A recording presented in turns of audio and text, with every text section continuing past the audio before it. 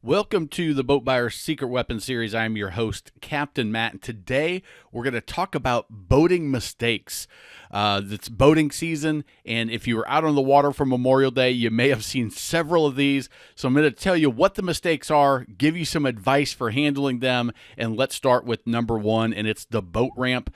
The biggest boating mistake I see at the boat ramp is going too deep in the water with your trailer. If you look on the left, we've got the pontoon trailers, and the top one you'll see that's about the right level to have a little bit of your bunks sticking out of water.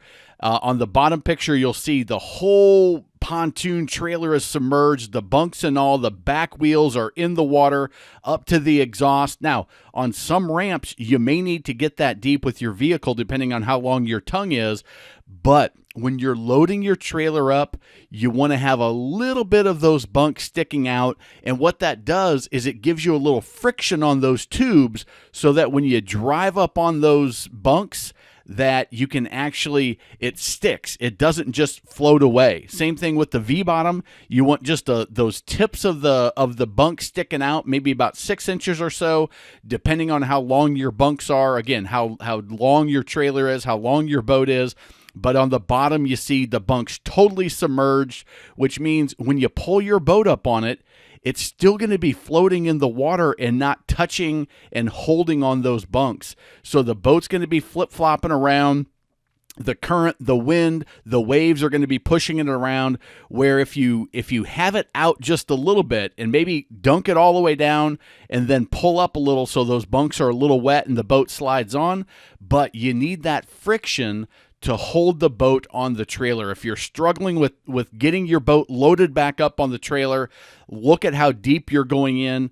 If you have a problem backing, just take your boat to a empty parking lot, take your trailer, and just practice backing. There are some other videos on YouTube about how to back a trailer. We'll probably make one at some point, but this is one that nobody has really talked about, and it's the depth of your trailer. Getting it correct is going to make a huge difference for you on trailering. Next, we have staying on the throttle too long. As you can see, you may have seen this video. If you are in gear when you're docking, one of the most challenging times, pulling the boat on the trailer, pulling up to a dock, putting it in a slip, staying in gear for too long is the number one mistake that we see people make. And as I've trained over 100 first-time boaters on their new boats, and it's something people pay me several $100s to train them on their boats, just to give them a better comfort, better confidence level, and it's always happens with first-time boaters is they stay in gear too long when they're in close quarters. They build up too much speed, and it causes problems like in this video right here. The next is thinking that when you're docking, that your boat is going to drive like a car. Your boat steers completely different from a car. Your car, the front wheels turn, and that's how you track. You also have 4 points of contact on the cement, which means that you are going to track exactly straight. Now, when you're in a boat, it's different. You steer from the back, you steer from the motor, and you're in water and you're floating. So you have momentum. If you start to steer left or right, port or starboard, you're not just going to track straight like you would into a parking spot at the local Target. You're actually, if you did that in a boat, that forward momentum is going to continue to push you past your slip. And if you've got wind and current and waves, who knows where that's going to track you. So the best thing you can do is not only stay in gear and out of gear, so stay less time in gear, but also understand how your boat works and adjust. Instead of steering straight into a spot, actually use a pivot technique that we developed and put in the Boat Buyers, or the Best Boat Captain on the Water training program, which is actually available now. We spent a lot of time. We started with pontoons. We're coming out with the version for single engine runabouts, as well as center consoles, and twin engine cruisers will be on the way soon as well. So it's a very inexpensive program. If you're struggling and you're watching this video, you need to check that out. It will save you a tremendous amount in cosmetic damage, in stress and frustration, in swearing, in potential divorce fees. It is a training that you've never seen before, and I made it so it's super easy for you to get involved, and it is outstanding. So the next thing that you need to understand where the mistakes come from is in reverse. So many people, when they're coming into close quarters around docks, they go forward, they know they need their reverse for a break, but then their steering wheel is turned one way or another. They go in reverse and it flips the other way on them. It doesn't go the way they expect it to. So here's a little trick is when you're in reverse, your boat's going to go, your back end's going to go the way that your steering wheel is turned. So if you steer hard right and you go in reverse, your back end's going to kick right. If you go hard left, your back end's going to kick left. Unless you are absolutely perfectly straight, your boat is going to move a significant amount because you steer from the rear. And if you put an input in and your drive is anything but perfectly straight backwards, you're going to go side to side. That's a major problem. I give you 9 building blocks in the Best Boat Captain on the Water training, so that you understand how it works, give you some maneuvers to practice so you have complete control of your boat. We don't just talk about that, but another mistake is anchoring. 2 of the biggest mistakes when you're anchoring, why you can't get your boat to stick, is number 1, the top right picture, you have just your anchor rod tied directly to your anchor. So many people think, oh, I need to get a box anchor. I need to get a 50-pound anchor. I need more weight. And the reality is you don't need a heavier anchor.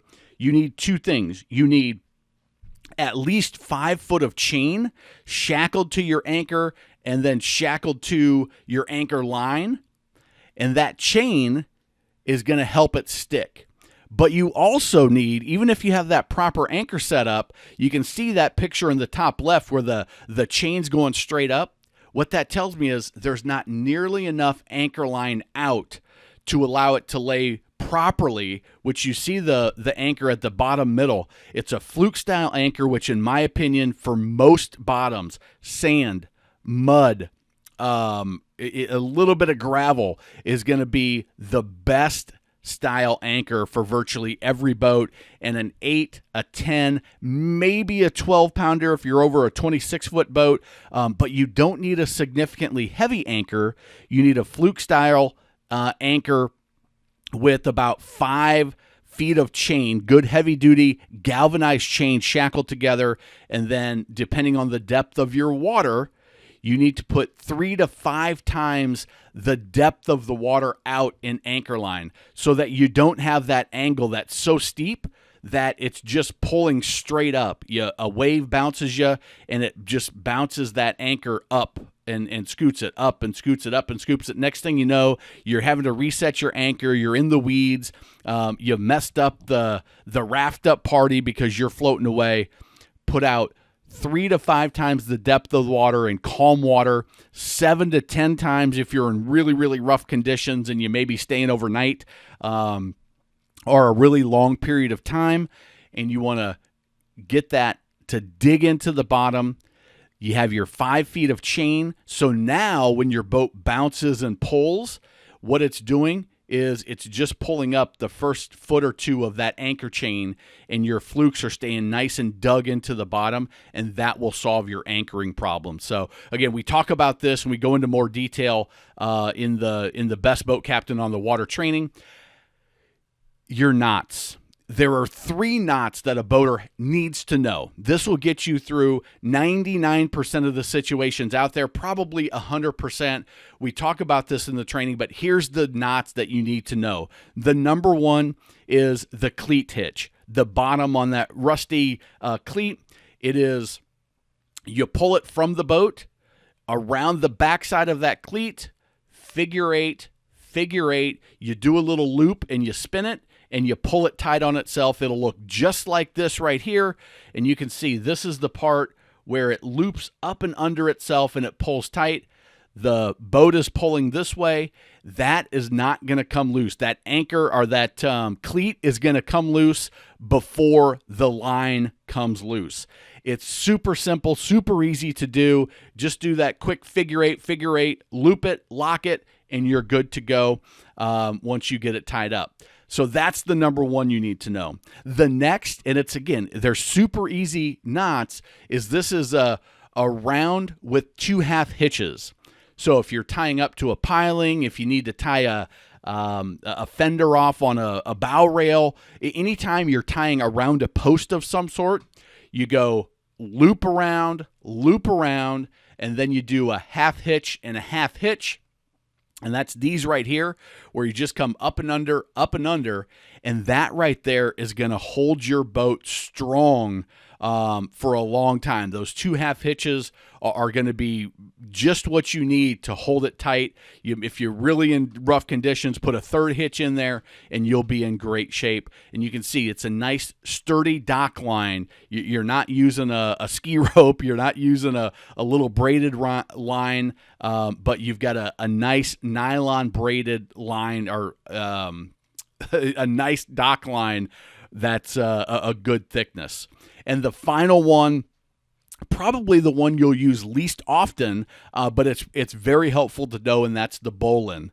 The bowline is a great knot because, one, it's pretty easy to tie. You got to practice it a little bit to get it just right. But what's great about it is you can tie a bowline and you can get it undone real easy. So if you need a loop, if you need to tie something together and you need it to hold, you can do that bowline. But no matter how much pressure you're on, you just flip this little black loop.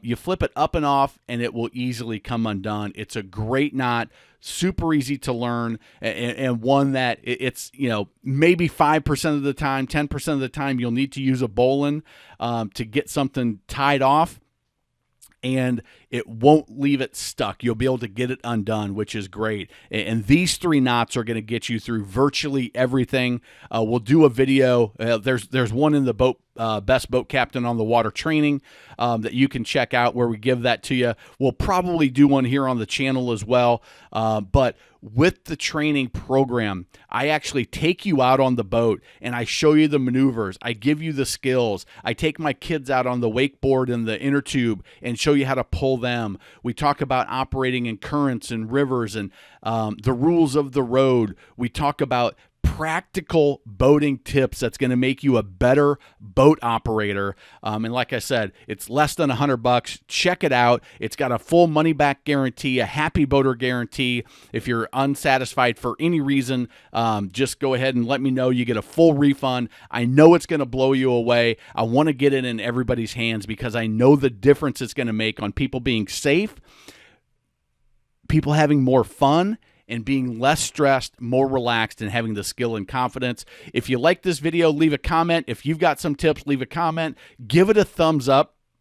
And that will let YouTube know to show this to more people so that this message can get out, because the tips in this video are going to go a long way. And if you really want to step up your game, check out that Best Boat Captain on the Water, and you will be very glad you did. Thanks a lot, and remember, life truly is better on a boat.